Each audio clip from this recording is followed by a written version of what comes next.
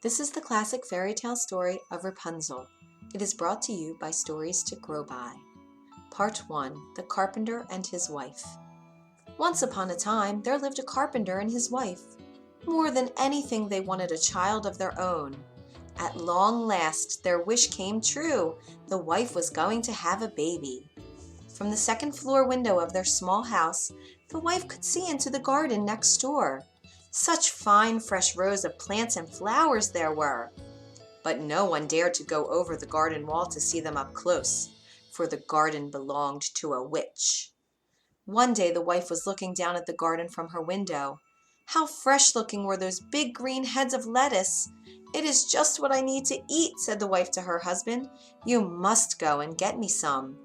"But we cannot," said the carpenter. "You know as well as I do that the garden belongs to the witch who lives next door." "If I cannot have that lettuce," said the wife, "I will not eat anything at all." What could the carpenter do? Late that night he climbed over the garden wall.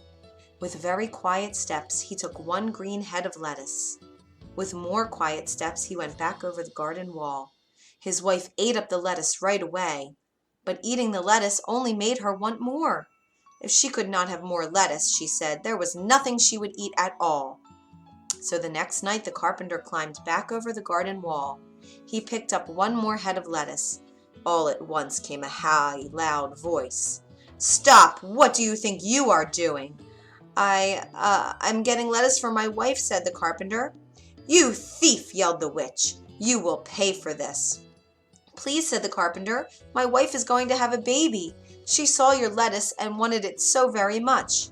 "Why should I care about that?" shouted the witch. "I will do anything," said the carpenter. He thought, "Maybe I can build her something." "You say you will do anything?" said the witch. "Yes," he said. "Fine," said the witch. "Here's the deal. Go ahead. Take all the lettuce you want. Your wife will have a baby girl, and when she does, the baby will be mine." "What?" said the carpenter. "I would never agree to that." "You already did," said the witch, and she laughed an evil laugh. Ha ha ha. Part 2. The Tower. Soon the wife had a baby girl, just as the witch had said. To keep the baby safe from the witch, the carpenter built a tall tower deep in the woods. He built stairs that led up to the room at the very top, a room with only one window. He and his wife took turns staying there with the baby. But the witch had a magic ball. The ball showed her just where the baby was at the top room of the tower. One day when the carpenter and his wife were both in the house, she cast a spell over both of them. They fell into a deep, deep sleep, and at once the witch went to the tower. At the top room the witch said to the baby, "I will call you Rapunzel, for that is the name of the lettuce that brought you to me. Now, Rapunzel, you are mine." But the witch did not know how to care for a baby. Rapunzel grew into a child, and the witch did not even know how to cut her hair. The girl's blonde hair grew longer and longer every day. All the witch could do was keep the child locked in the room at the very top of the tower.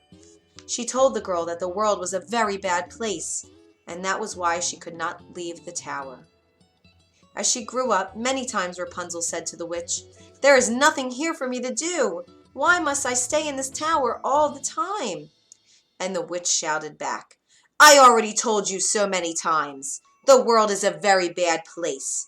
Now go comb your hair and be quiet." "But is it really so bad out there? Sometimes I hear people laughing down below," Rapunzel would say. At such times the witch would yell, "How many times do I have to repeat myself? Don't listen to anything you see or hear out there. The world is much worse than you think. You will stay in this tower forever, Rapunzel, so get used to it." On her 12th birthday, Rapunzel said to the witch, "I do not care what you say anymore. I am so tired of staying here alone all the time. When you are gone, I will chip away at the door. I will make a hole. I will run down the stairs and outside no matter what you say." "Think again," said the witch. With her power, she made all the stairs in the tower fall down. She made the doors close up forever.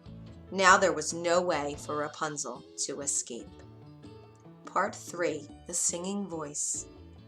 By then, Rapunzel's hair had grown very, very long. Once the stairs were gone, when it was time for the witch to visit her in the tower, she would call from outside, "Rapunzel, Rapunzel, let down your hair." Rapunzel would throw her long blonde braid out of the window. The witch would grab hold of her hair like a rope, and that is how the witch climbed up to the tower wall to the window in Rapunzel's room. 5 long years went by. Poor Rapunzel! She knew she must stay in the room, but all she could do was to sing sad songs out of the window. Sometimes birds at the treetops would join in her songs. Then she would feel a little bit better, but not very much. One day, a prince was riding through the woods. He heard the most beautiful singing voice. Where was it coming from? He rode closer and closer to the sound. At last he came to the tower. "This is odd," he said, looking around the tower wall. "There is no door at the bottom, yet someone is singing at the very top. How does anyone get in or out of there?" Each day the prince came back to the tower. There was something about that voice that pulled him back. Who was that young woman singing at the top? Could he ever meet her? One day when the prince rode up, he saw an old woman standing at the bottom of the tower. He jumped behind the tree to hide. It was the witch. He heard her call out, "Rapunzel, Rapunzel, let down your hair." A long blonde braid was thrown out from a window at the very top. The old woman grabbed onto the braid, and she climbed the wall to the top of the tower. "Aha!" said the prince. "So that is how it is done." And he waited and waited. After a bit, the braid was thrown from the window again. The witch climbed back down the wall, and then she left. The prince waited some more. Then he stepped up to the tower. In a voice that sounded as much like the witch as he could, he called out, "Rapunzel, Rapunzel, let down your hair." In a moment, the same long blonde braid came out of the window. It worked, thought the prince, and he climbed up the wall of the tower. You can be sure that Rapunzel was very surprised to see the prince climb through her window. She had never seen a person up close before other than the witch, and never a man. "Who are you?" she said in fear. "Do not worry," said the prince. "I am a friend." "But I do not know you," said Rapunzel. "I feel as if I know you," said the prince. "I have heard you singing songs from up here day after day. I love your voice, and I love it when the birds sing with you too." "Yes, I like that too," said Rapunzel. "It may be the only thing I like, since I must stay here in this same old tower day after day, my whole life long." Rapunzel told the prince about the witch. She told him that since the world was such a very bad place, she must always stay in the tower forever. "But the world is not as bad as she says," said the prince. He told Rapunzel about flowers and festivals, games and gardens. He told her about puppies and puddles, strawberries and secrets. Many hours went by. At last Rapunzel said he must go. The witch may come back at any moment. "Very well," said the prince, "but I will be back tomorrow." Rapunzel threw her braid out the window, and the prince climbed down. The next day the prince climbed back up to Rapunzel's room. He said, "I have a surprise for you," and he had brought strawberries for her. As she tasted a strawberry, Rapunzel thought, "Now I know that what I was told is not true. The world can be a very fine place. I must get out of this tower as soon as I can. But how?" Part 4. Plan to escape. One day the prince said, "If only you could get out of this tower. I can come and go by climbing up the walls by holding onto your braid. But once I am down, how can I get you down too?" "I know," said Rapunzel. "Bring me a ball of silk each time you come. I can weave the silk into a ladder. Silk folds up so small that the witch won't see it. When the ladder gets long enough to reach the ground, we will both be able to climb out of here." "That's it," said the prince. Then he moved closer to Rapunzel. "We will both be free. When we are out in the world, will you marry me?" "Yes," said Rapunzel, "I will." Every day after that, the prince brought a ball of silk to Rapunzel. Over time, she weaved the silk into a long ladder. On Rapunzel's 18th birthday, the witch spoke to her in a sharp voice. "Before you open your mouth this time," said the witch, "know this. I am sick and tired of hearing you talk about how alone you are in this tower all the time. It isn't going to change, Rapunzel, forever." "Who says I'm alone in this room all the time?" said Rapunzel. "What?" said the witch. "Who has been up here with you?" No one," said Rapunzel at once in fear. I mean no one but you." The witch did not believe her. She started to look everywhere in the room for something to prove that someone else had been there. Soon she found the ladder.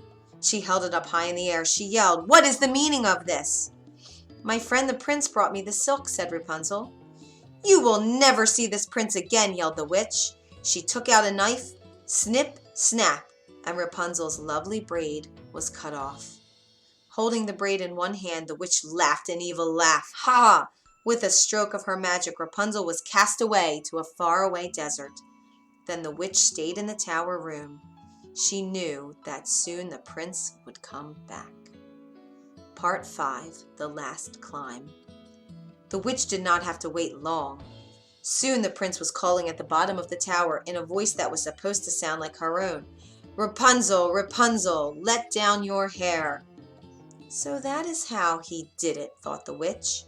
Holding tightly to one end of Rapunzel's braid, she threw the braid out the window. The prince took hold and climbed up.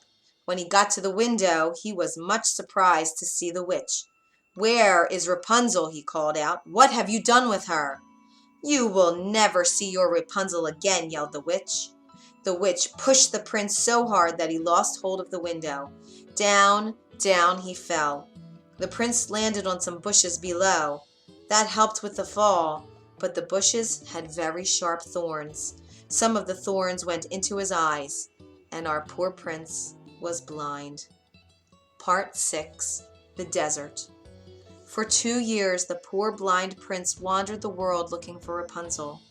From morning to night he called for her, but it was no use. At last he reached a desert. One day he heard a beautiful voice singing. He thought, "I know that voice." It was his dear Rapunzel. He went closer and closer to the voice he knew so well. "My prince," called Rapunzel when she saw him.